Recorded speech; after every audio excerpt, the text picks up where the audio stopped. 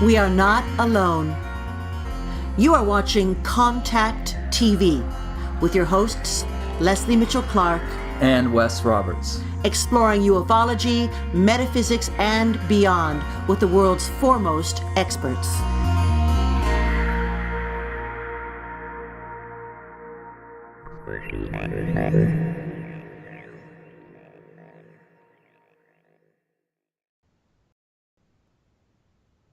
We are not alone, and welcome to the next episode of Contact TV. And of course, this is our Halloween episode, and we want to wish everyone a really lovely, safe, and fun Halloween. It's also Samhain, the Irish, or rather the Celtic New Year. Mm-hmm. So we've got a lot going on, and we're very, very thrilled because we have the perfect guest for our Halloween show this evening.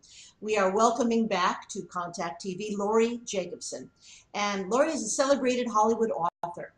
In fact, her fourth in the Well on Provo story celebrated the 5th anniversary of Timmy from the last series. And the book is really emotional and moving memoir that has been co-authored by Laurie and her husband, John Provost, who you will all remember. Prior to that, Laurie published Saucy and Inventive Dishing Hollywood, and that was a wonderful book that just spilled the beans on 43 Tinseltown scandals. And of course, there's a very potent recipe attached to each one of those really cool stories. So we're going to talk about that a little bit too. Now, Laurie's second book, Hollywood Haunted, just won't die. In fact, I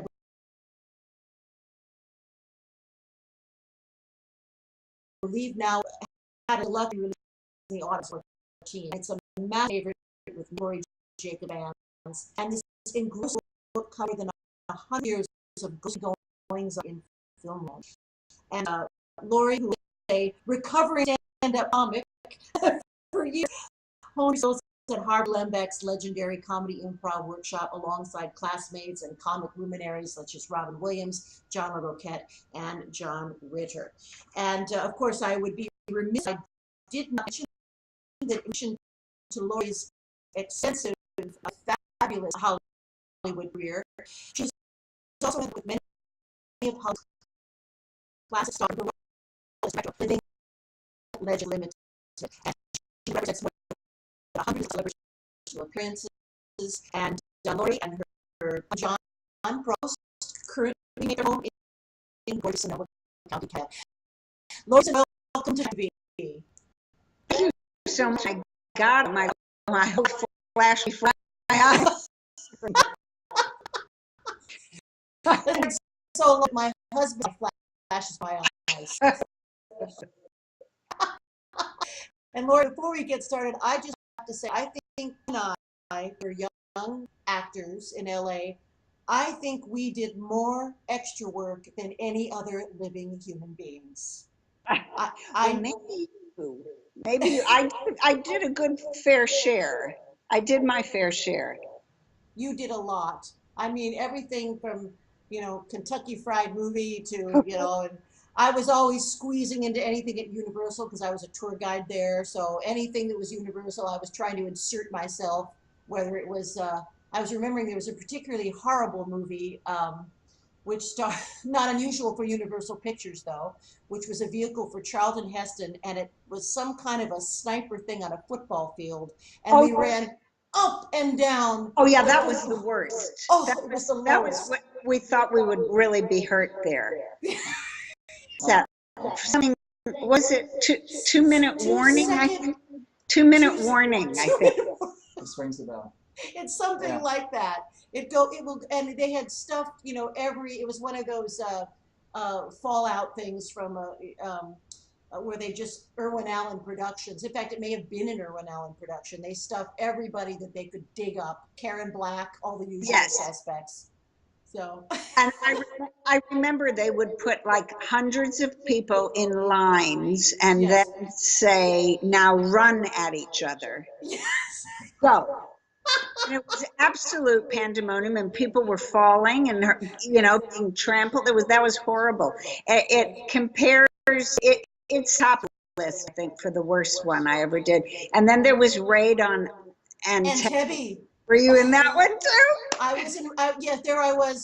I am half Jewish, but you wouldn't know it to look at me, right? But there I was with a schmata on, you know, me and Tanis Kabrinsky playing Russian peasants or something. And it was It's so funny. My brother was in it too. He Yes, Mark was in it talking too. about it the other day. He saw something for it on cable, and he went, "Wait, wasn't I in that?" So funny. Well, I did a lot of work. You did, sweetie. And another funny job you had, I remember you worked at the Preview House. Do you remember Oh, that? yes. The Preview House was a marketing kind of a town where they would lure like tourists in with the they were seeing shows and on some. So they'd show, like, you know, terrible plots that never, like, you know, for Tammy Rhyme show. I mean, bad plots and inundations and then marketing research. Oh boy, those days, huh? Yes. Long time I worked switchboard. I was switchboard operating in the day. You plugged the thing in, you know, people won't even know what I'm talking about, but They won't. And we were just discussing this the other day because I worked for the celebrity one for Beverly Hills and answered Stevie Wonder's phone and Johnny Carson's phone, and I had the old thing. Oh man! Well, here we are. We survived. So here we are, and it's such a delight to see you. And of course, nothing could be more thrilling for me than talking about Hollywood haunts, because your book is just fantastic. I just want more of it. That's all. Thank you. Thank you. It was a lot of fun. It really, really was. Indeed.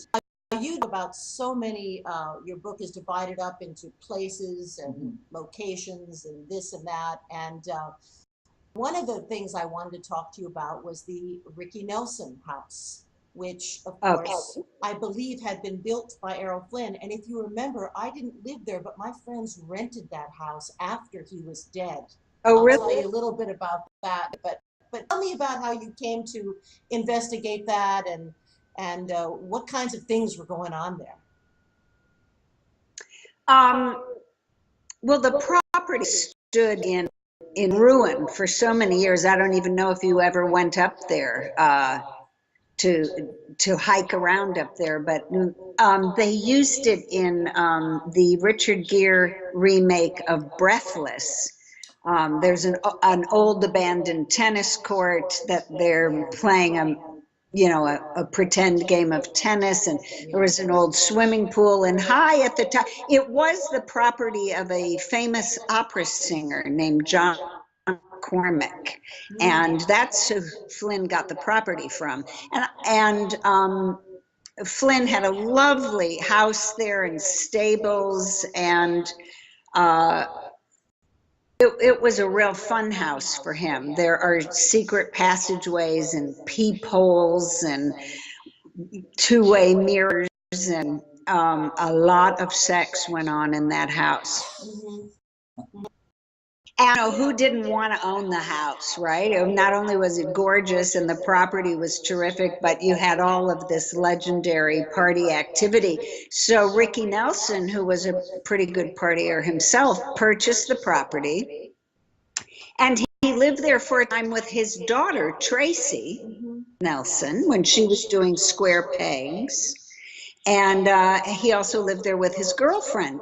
So Tracy told me that she was on her way home from work, and she could see into the living room window, and she saw a man walking across the living room, and she thought, oh, Dad's home from his trip. And she ran upstairs, and he wasn't there. And she called him and said, I just saw a man in the house. And Ricky said, well, don't worry about it. It's Errol, and I see him there all the time. Okay. So this is the first time she him, but she had already been having weird vibes. Like she smelled the cheap perfume in her room all the time. And I thought, gee, Errol Flynn and cheap perfume, what a concept. Yeah. And she felt a very feminine spirit, and it was in the bathroom a lot, flushing the toilet and fooling with the sink. And none of her girlfriends wanted to spend the night when Wow. she was little. So that's a giveaway right there. And so on this particular day, when she saw the man, she went upstairs to her room. She had a script. She had to learn the lines for the next day. And it's daytime. So she went to her room, and as she's reading through the script, she hears what sounds like somebody breaking in downstairs. And they went to Ricky's trophy room, where he kept all his gold records and awards and Grammys, and all hell started to break loose in there. She heard like chairs being lifted off the ground and smashed against the wall and glass breaking, and she was terrified, and she locked her room and shut herself in, and she waited in there for an hour after the noise stopped. When she came out, it was dark. Oh. Downstairs, every light in the house was on, and she had not turned them on because it was daytime when she went upstairs. Every light in the house was on.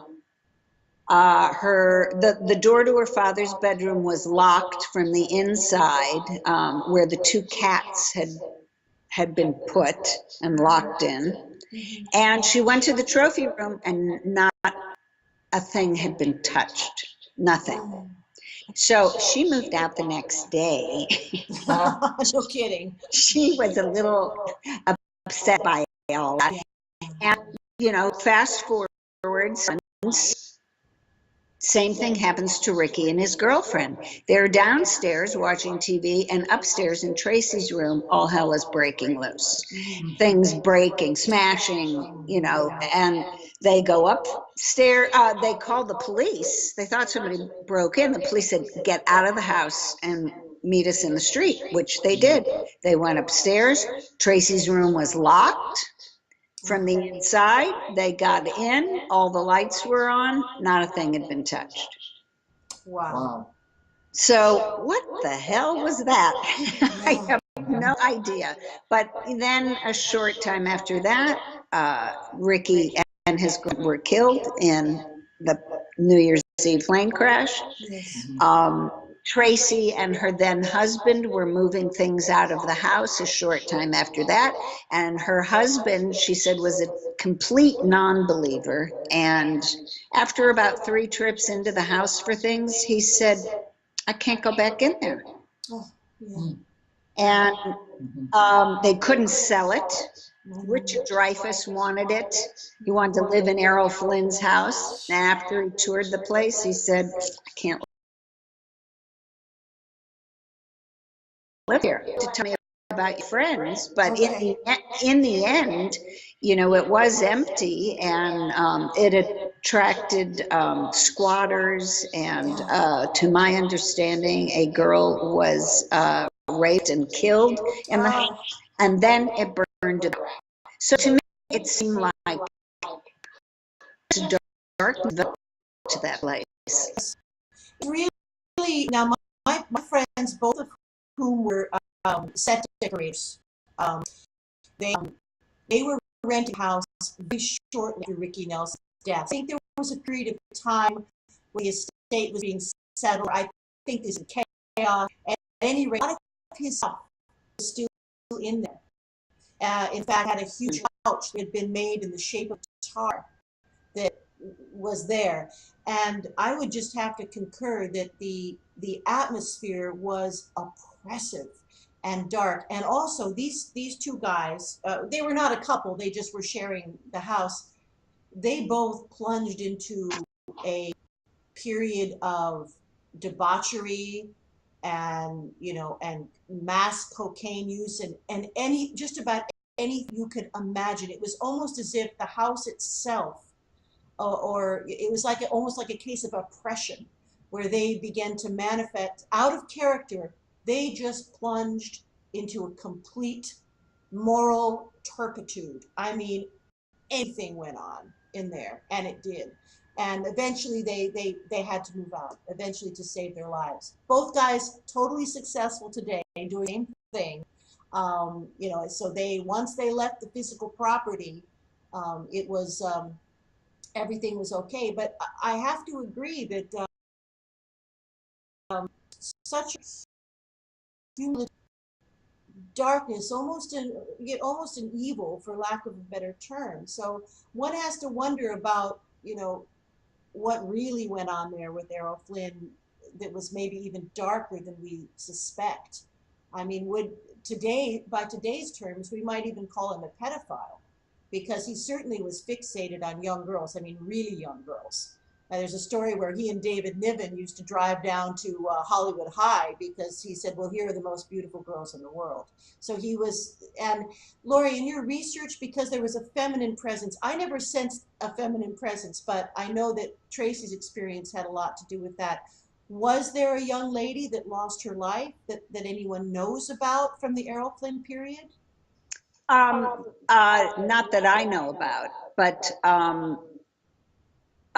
you know, you don't have to lose your life in a place to haunt the place. Yeah, yeah. You just have to, you know, I mean, sometimes people are drawn to places where they had a wonderful time, the best time of their life. And they want to stay there in that lovely time, or they love the house, you know, and watch. You know, I've heard of spirits that watch over families, and feel very comfortable with the presence there. So, you know, it's not a surprise that a female presence is strong in the house, because there were so many. Yeah, yeah. Yeah, and one of them, I think you mentioned in your book, there was a young lady that moved into the house like with her mother's permission, and the mother moved in too.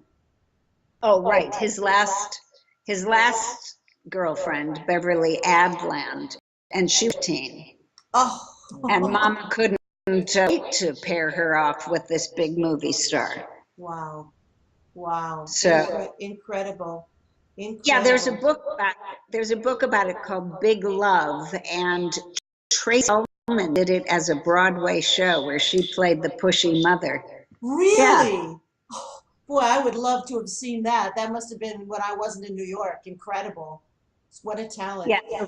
Flynn was about 50, I think, and he was in his late 40s, and Beverly was 15. Wow. This must have been right about time that he made. Was it The Sun Also Rises? Was his last one? He certainly looked dissolute and wrecked in that movie. Yes. Yeah, that must have been it. Yes, and after his death, the autopsy surgeon didn't recognize him and thought he was conducting an autopsy on a 70-year-old man. Oh, boy. boy. So, you know, it's funny, in the day, it was, you know, Barrymore and Flynn, it was all looked on as such roguish boys will be boys behavior, but it certainly ended their lives prematurely. Yeah, no kidding. Well, Wes, I think you had a couple questions that I you do want to too. carry on. I do too. Laurie, as I was reading the book, I was struck several times with little chills running up my spine. And I'll give you a little backdrop and then fast forward to something you said. When I was around 17 years old, I saw an advertisement in the paper, local paper, saying haunted house for sale. And this was all legit. And I phoned the lady and begged her, said, can I come up and stay and spend the night at your house and take pictures? And she said, sure. And so I drove up one rainy night on a little tiny motorcycle that was underpowered, and this is all true. I was soaked when I got up there, and she had to take my clothes off and put them in the dryer. Anyways, we toured the house, and then I encountered my very first real cold spot. That was the first time ever I had actually encountered a cold spot. There was one part of the house where you could go and stand, no windows, no doors, just an unnatural cold spot. And so you talked about these cold spots in your book. And one of the interesting things you talked about, not the same story possibly, was Dr. Barry Taff coming into a room and just about falling backwards. Were you Oh, there? yes, yes. And I didn't really know what was going on. Barry's gift is whatever physical happened in a place or to a person, he feels it very strongly. So if someone was ill or broke his arm, or he will feel nauseated, or his arm will ache. So we're walking onto this sound stage at Raleigh Studios, and we're walking in the door, and I was behind him, and he immediately fell backward, almost into my arms. Wow. Wow.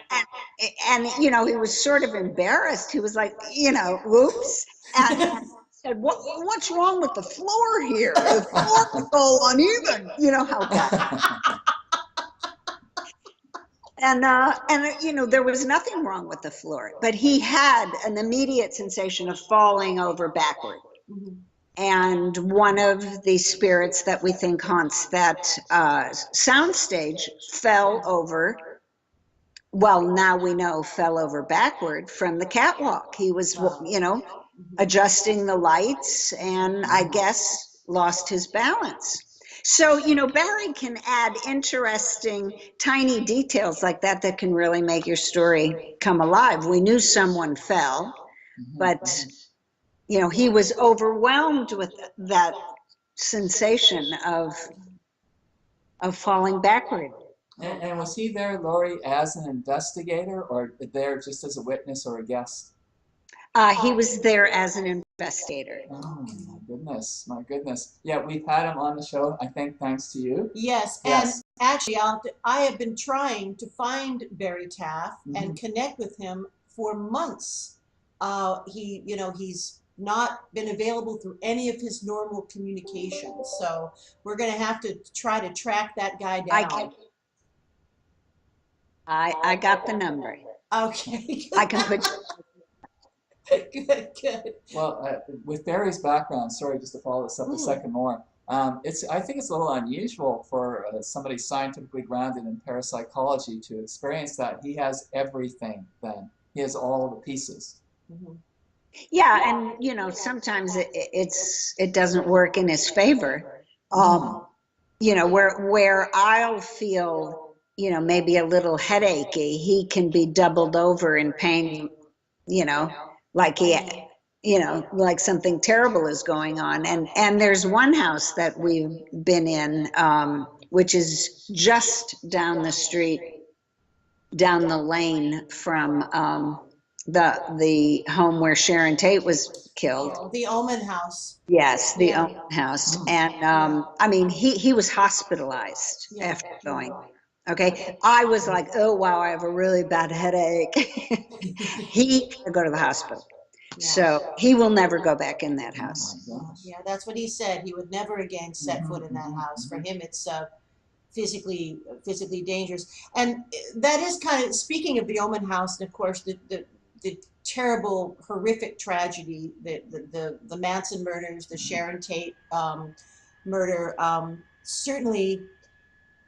Even though that house has long been leveled, it no longer exists, Sharon Tate and Roman Polanski's home, it seems like some of this activity has been referred to the Omen House because people have seen Jay Sebring many times. He appeared, and he of course was one of the people unfortunately murdered by the Manson gang, and he has been seen, and also I think was it Barry Taff that told me that in the Omen House, which sort of hangs off the cliff, there was also been some sightings of a Native American presence. So one almost wonders if there's some kind of a vortex or access point, because certainly Southern California, and you talk about this a great deal in your book, is loaded with history of prehistory. Ancient Native American peoples going back thousands and thousands of years. Of course, everything that happened with the Wild West and the Gold Rush, and and certainly even although even the Civil War, because California was Confederate, or most of it, apart from Los Angeles down. So it's rich with history that lives and fuels, apart from these Hollywood stories. It's just a big melting pot of stuff that's happened.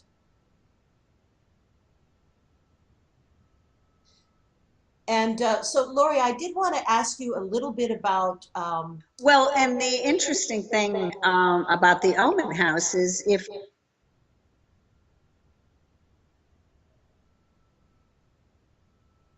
We're having a tiny bit of connectivity well, you go problems. ahead. There we go. There we go. Yeah, Now we're back on. Go ahead, Laurie. We're just having a bit of connectivity problems, but if you're ready to go, we're here. About the Omen I was House. going to say the interesting thing about the Omen House.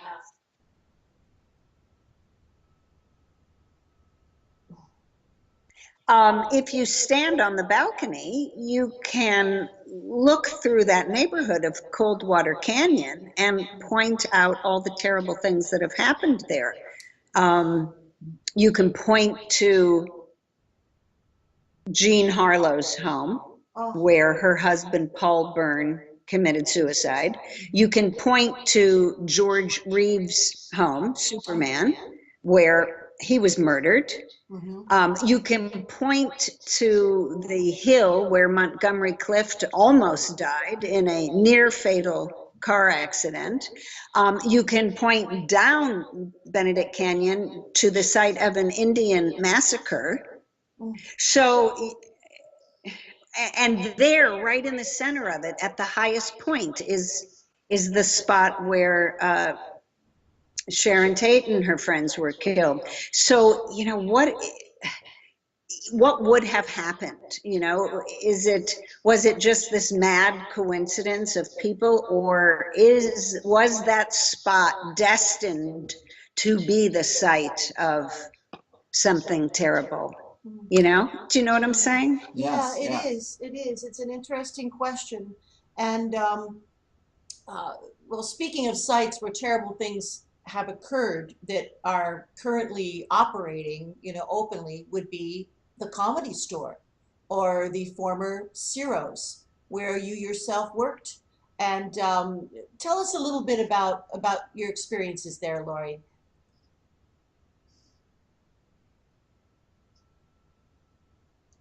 So, I love that place, the Comedy Store. Well, yes, first of all, it was Ciro's nightclub. And that was the most glamorous, most popular nightclub in the golden age of Hollywood. The 40s and 50s, there was no more popular, glamorous place to be spotted. And when a club is that popular, the mob wants a piece of the action.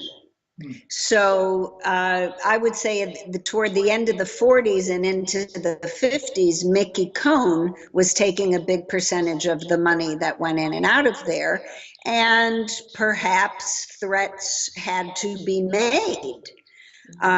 We see people in the Comedy Store, we see men in wide lapel pinstripe suits, very common in the 30s and 40s.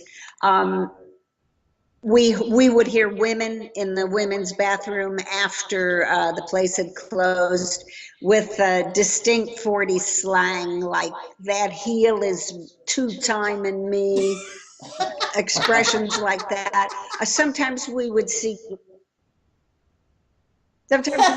glasses that weren't in the nightclub, martini glasses and things that we didn't carry, set up on tables as if someone had just been there.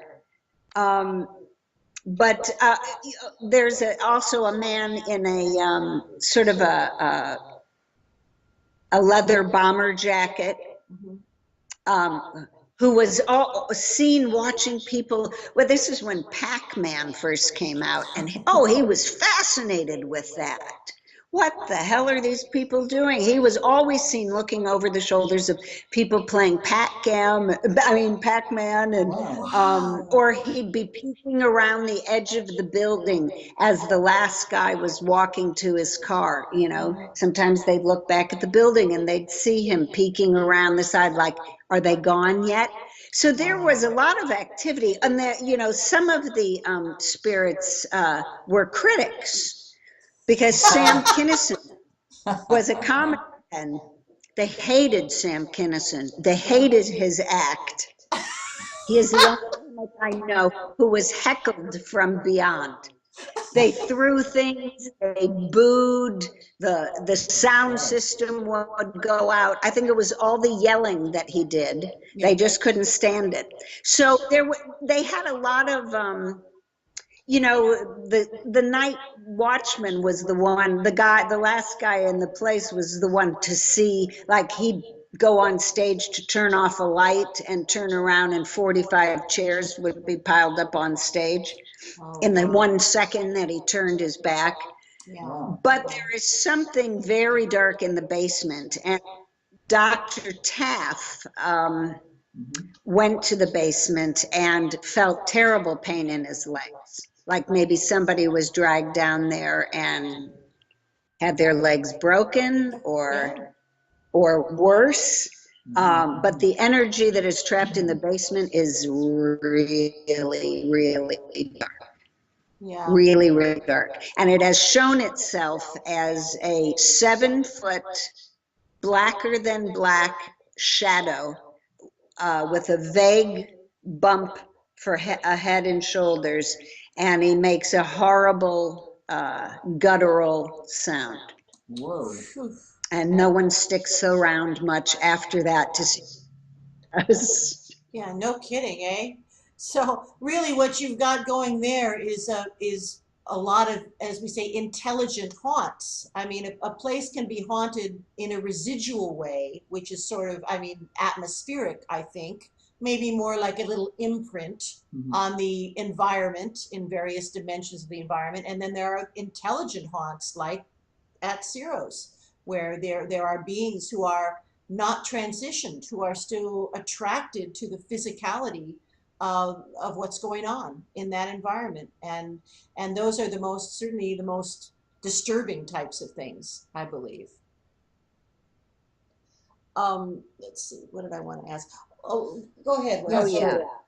He's scary. And I was going to say, and speaking of intelligent, that black thing in the basement, my friend went to the basement to retrieve something for the owner, and the black thing started coming out of a corner, and he grabbed his friend and yelled, "Run!" And as they were going up the stairs, this piece of cardboard dropped from out of nowhere, hit my friend on the hands. He picked it up, and it had his name written on it. Oh, Blake Clark. That is chilling. So that was terrifying to me because it knew who Blake was. yeah, it knew who he was. Wow. Yeah, that one's that to me is the scariest. That is really chilling. How did Mitzi handle all of that? Mitzi Shore, of course, everyone knows. Now, what were you going to ask me? Yeah. Interrupted. Oh, Wes, got a question. Yeah. Oh, yeah, sorry. Because you talked about these two kinds of hauntings from the spirit's perspective. Bless her heart. Bless her heart. Oh, we're having just a little delay here. Are you still receiving us, Laurie? And then I think you have to give me that again. Okay, will do. No problem. You talked about, from a spirit's perspective, two very different things in my mind, and I wondered if you knew or had an idea about this. Are you still receiving me okay?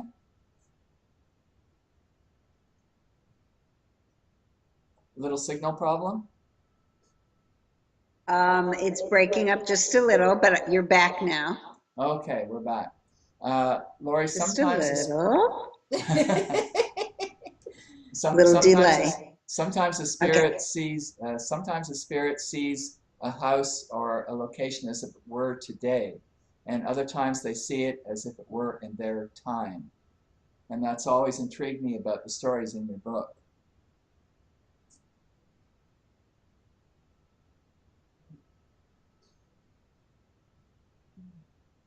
Yes, in several of the places, spirits were seen without feet or from the knees up. And it took us a while, but we realized they were walking on the original floors of the buildings, and the floors had been raised over the years, and they didn't recognize those changes. Also, the ghost of Howard Hughes, he used to own the Pantages Theater when he was head of RKO, and he was seen frequently going into his old offices. He walked through a wall into his office, but the wall had been the original door to the office. So he hadn't recognized the remodeling either. Yeah, yeah. Fascinating. Laurie, of all the Hollywood studios, and you mentioned Raleigh Studios, there's certainly the Chaplin Studios, the old Republic Pictures, which was later MTM, MGM, all of them. What studio do you think has the most activity?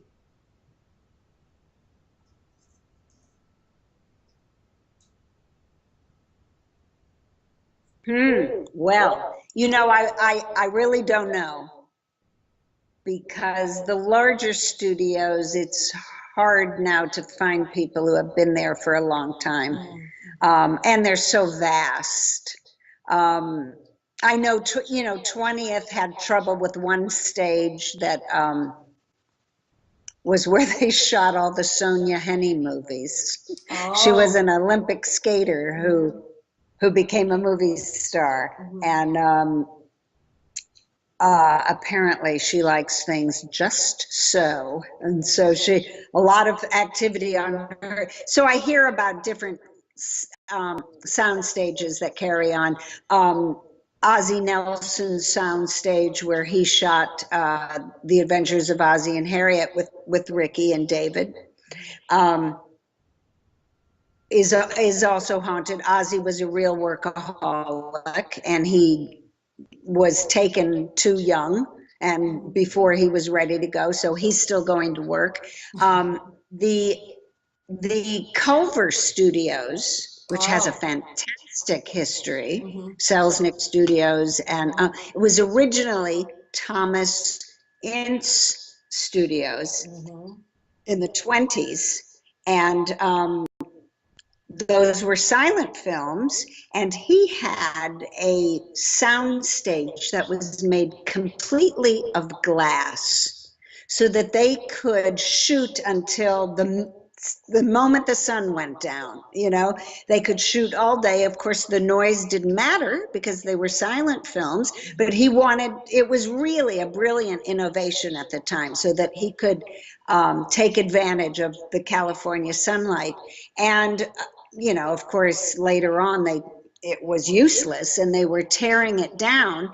And the workmen said that this weird looking guy in a funny hat with a big cigar walked right over to them and said, "I don't like what you're doing to my studio." And then he walked away, and he walked through a wall. And then they saw a picture, they were shown a picture of Thomas Ince, and said that was the guy. And he's been seen all around his offices. So I don't know, maybe it's something about a smaller, cozier studio where you really notice these things. You know, they don't get sucked into the vastness of the old MGM lot.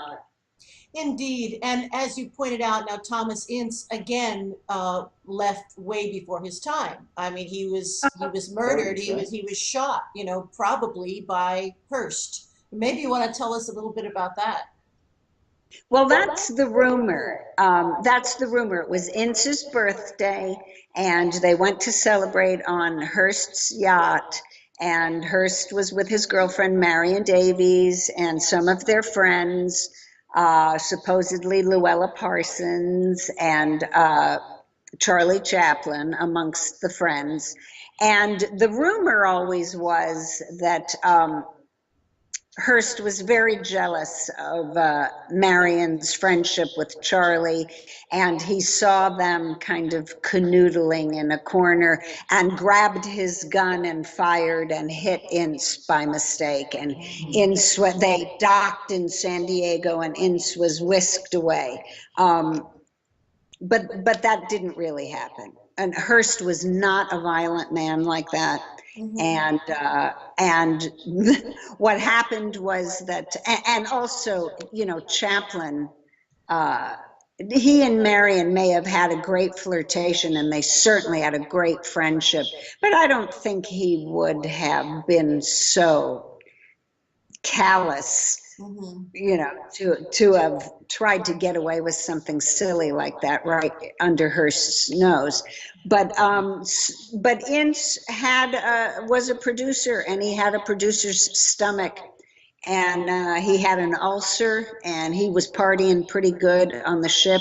His wife couldn't make it at the last minute, and so without her, he thought, you know, she's not here to watch over me. So he was drinking and eating rich food, and he had a severe ulcer attack, and that's why they docked. And he died at home, surrounded by his family, with no bullet wounds. Oh, well, there you go. Well, there's the answer to a Hollywood rumor that has been persistent these many years, for sure. Now, Laurie, you were talking. Last time you did the show. I wanted to talk to you about your own experience. It's at the very end of the book, and you talk about a very unique spot called the Obon Hotel, which I can't visualize it in my mind. I must have seen it 1,000 times from where you described it as being located. Has it been torn down? Does it still exist? I think they may have changed the name. I noticed last time I was in LA that it had a different front. So after all of these years, I guess it has changed ownership, and I'm not sure if the name has been changed or not. Which is interesting. It's interesting because the ghost in the basement of the Obon had a real relationship with the owner of the hotel. So I wonder what might have changed now with the new owner. The owner, when he was a young boy, when he was 10 or 12, he delivered groceries to people who stayed at the Obon, and it was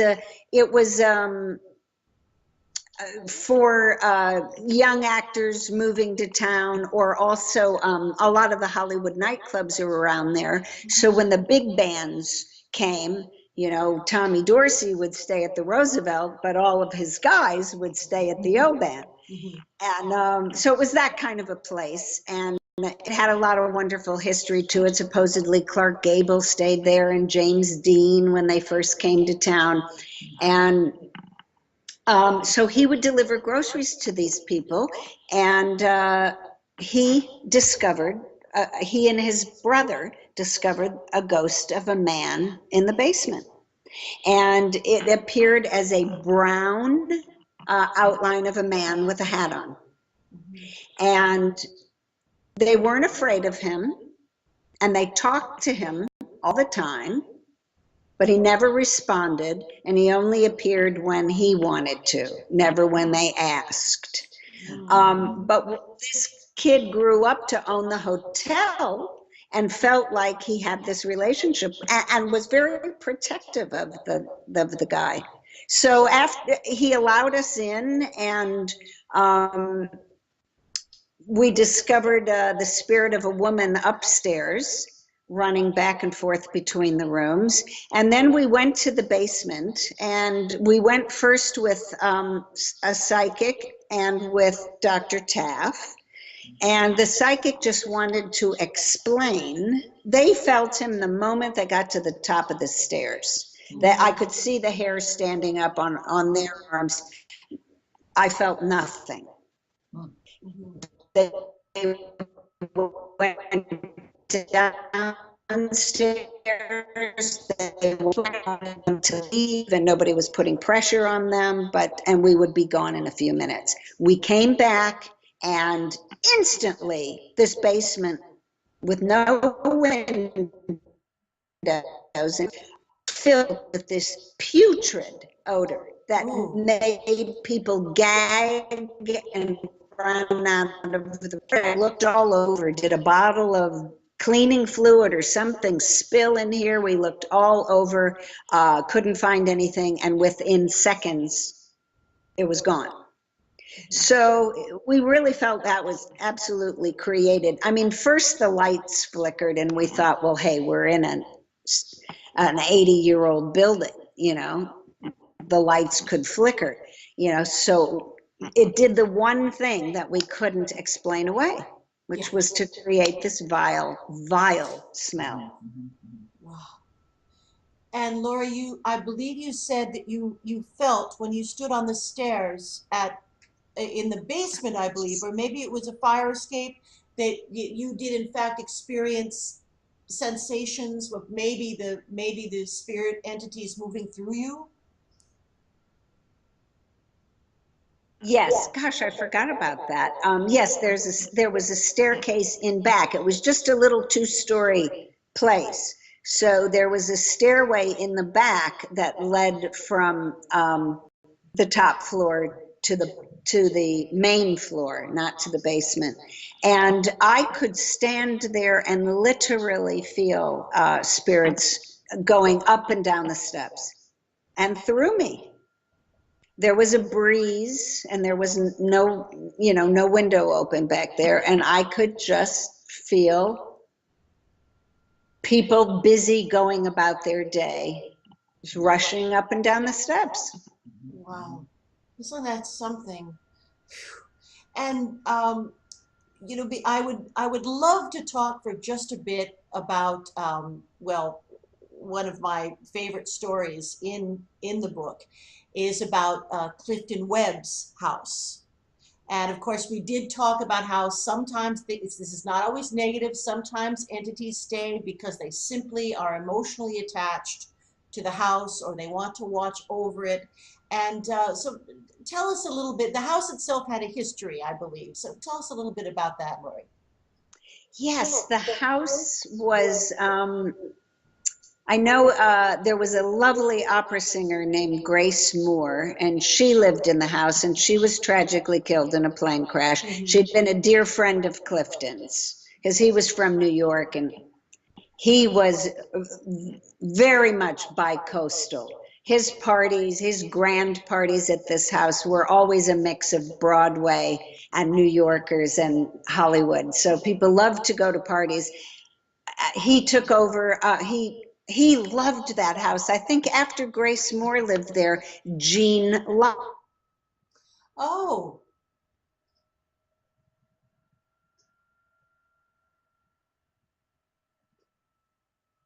what? We've got a little connectivity Was problem. always asking them, when you give up this house, I am next in line. So Gene Lockhart sold the house to Clifton, and he lived there very, very happily with his mom, to whom he was very close. And Clifton, many people don't know, but he started his career as a ballroom dancer. He was quite a magnificent dancer. He had a wonderful partner. When he went on to make films, he was replaced in that dance team by Rudolph Valentino. So kind of a fun story. So apparently Clifton's mother was a fabulous dancer too, Maybelle. And they, you know, she was the grand hostess at his parties, and they danced and they danced. So she passed away in the house, and Clifton remained in the house and said that he felt her presence all the time. And then Clifton eventually passed away in the house. He told his friend, I love this house, I'm never leaving it. And he refused to leave. So a producer and his wife moved in after, Doug Kramer, I think he produced The Partridge Family and some other great things. And they had many Clifton experiences. They would be at the swimming pool of the house and they would look up at the master bedroom and they would see Clifton peeking out of the curtains. They saw Clifton and Maybelle dancing in the grand entryway by the staircase. The dogs continually peed in front of the master bedroom door. And barked at things only they could see. Clifton hated cigarette smoking, and people would come in with cigarettes and they would find them, you know, crumpled and torn apart and thrown away. They did a seance in the house with some of his dear friends who felt sure that the answers they got were things only Clifton knew. And when they asked him why he wouldn't move on, he said such an actorly thing, "I'm afraid that I will be forgotten." Oh, indeed. Well, he is not forgotten. And what an actor. I could watch The Razor's Edge with Tyrone Power I don't know how many times. He's the highlight of the whole thing, and so many films he made. What a wonderful talent. What a wonderful man. Is that house still standing, Laurie, or is it gone now? I think it's gone. I Oh, think it's gone. I know when the Kramers moved in, there was a lot, you know, Clifton had no family, and there were a lot of his things. Oh, to have been at that, they had a garage sale and put a trunk full of his stuff. But I know, where were we, right? oh. Where were we when that garage sale happened? We were running up and down the football field in 60-second warning or whatever, whatever the hell that was. I think there are no more garage sales like that ever, right? No, Oh, no, there wouldn't be. Laurie, I have one question about communication, which I'm interested in because I think it was always taking place whether you were there or someone else. If you have spirits passing through you, literally, you're in some kind of communication with them. You've had spirits talk to you, or you've talked to spirits. Are there ever cases that are clearly a two-way conversation? I, I, you know, perhaps for one line or two, but not where I could say I've had an in-depth back and forth. Okay. Sometimes just realizing that they're getting an idea across to me, that they're upset about the state of the house or. Right. Right. And so there is some degree of communication for sure, but maybe we're just not registering at all times, right? Yes, exactly. Exactly. You know, because listen, when people go house hunting, well, it's just like, well, I was going to say people can go house hunting and set foot in a house they've never been in and instantly dislike it. You know, what is that? Or what was it about Tracy Nelson's little girlfriends at a young age? I don't want to spend the night at your house. You know, it's there if you're open to it. But usually we're in a hurry and we have so many things on our mind that we're just not paying attention. Right. Yeah, that makes sense. That's true. Laurie, I think we'd be remiss if we didn't talk about the Hollywood Roosevelt Hotel for just a bit. And, you know, when you and I were young actors in Hollywood, it had completely fallen into disarray. I mean, it was really in terrible shape, just slum level. In fact, it was that kind of a place, really. And then it transformed. A lot of money came in, I think maybe in the early 90s, and they opened their cabaret room. And a lot of very, you know, reputable people, including, you know, Anna Gasteyer, has talked in great depth about some of the experiences that they've had there at the Hollywood Roosevelt Hotel. And maybe you could just highlight a few of those key things that people seem to be experiencing there. I find hotels very ripe for ghostly activity. A lot of drama happened there, a lot of people passing through. When they did remodel the hotel is when a ton of activity was kicked up. Oh. You know, listen, ghosts are human. All humans hate remodeling. It's messy, it's dirty, it takes forever, it's noisy. So some psychics will tell you if you have a ghost and you're trying to get rid of it, remodel. They hate it. That's interesting. Yeah. When this was going on at the Roosevelt, all kinds of activity burst forth. They had at that time an old-fashioned switchboard, and it was, the top floors were completely closed off, and the phones were ringing constantly on the switchboard where they were disconnected.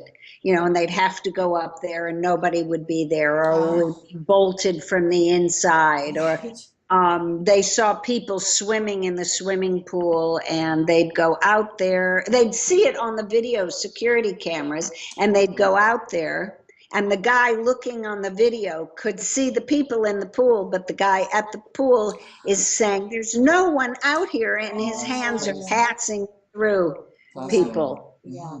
There was a little girl lost in the lobby. There was a gentleman in a white suit and very old shoes that was seen walking through the hotel and sometimes playing the piano for people. Maids were pushed into linen closets. Montgomery Clift lived in the hotel while he was shooting From Here to Eternity. And he had to practice the bugle every day. People hear the bugle. People feel him walking down the hallway with him where he was pacing, learning his lines. And strange activity goes on in the room that he lived in for so long on the 9th floor. People being held down in their bed, and unhappiness. He was not a happy guy. No. And drinking a lot. I'm trying to think what other wild, there was so much activity there, so much, and it really was a range of activity. Someone said they had voices trying to convince them to jump off the top of the hotel. Oh, my. So it really ran the gamut of happy to scary. Oh, wow. You know, there's so many places, I think, left to explore, Laurie. And I know we talked about this before, and it's hard to find people who are still living who can really give testimony to some things, but all kinds of places. What about that women's club, the Hollywood Club? Oh, it's the wrong name. Marilyn lived there. A whole bunch of young actresses lived there. That place is electric with energy from what I remember having been there. It's a hot spot. And some of the theaters, the Wiltern Theater, very, very spooky. So there's still a lot of stuff to be discovered, but maybe you're focusing on the ghosts in Sonoma County now, though. That part of the world is also full of activity. Yes, lately I have been focusing on Haunted Sonoma County, which is a lovely documentary that a friend of mine made, Tom Wersch, and he asked me to host it. So I've got some great stories and really interesting. It's a great way to learn the history of a place, because you have to know who was there in order to know who's haunting it now. So that's right, Laurie. Well, I can hardly believe it, but it's been an hour, and it has been a total delight to chat with you, Laurie, as always. And so nice to see your cute little punim there. We made it. We lived through it. We lived through it. Anyway, we just want to thank you for joining us on our special special Halloween version of Contact TV. And we'll look forward to chatting with you again. Maybe we'll talk about the Sonoma stuff. Would love to. And Laurie, you just have a wonderful trip. I know you're going out of town. And what's the best way for folks to get a hold of you if they'd like to either order your books or chat with you personally? Oh, thanks. via Facebook, Laurie Jacobson, or my website, lauriejacobson.com, and it has an email address there. So Perfect. either way, I'm on Twitter. I'm out there. So You're up to date. All right, sweetie. Well, bless you and thank you for joining us. Sending lots of love, and we will talk again soon. And happy Halloween. thank you, guys. Thanks, Wes. Thanks, Leslie. Mwah!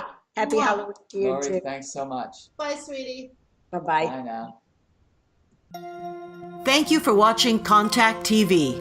We would like to thank our generous sponsors, Lightwork Hypnosis, UFOria and the UFOria Chronicles, Earth Mystery News, Conspiracy Culture Books, MUFON Canada, Free Experiencers, the Dr. Edgar Mitchell Foundation for Research into Extraterrestrial Encounters, and Variety Store Productions.